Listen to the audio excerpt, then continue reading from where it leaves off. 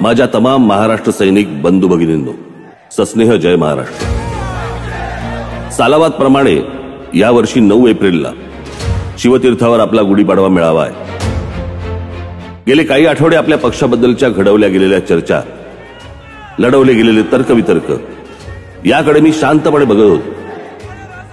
तुम्हाला पण अनेकांनी प्रश्न विचारून भंडावून सोडलं असेल, पण आता वेळ आली आहे या सगळ्यावर तुमच्याशी बोलण्याची.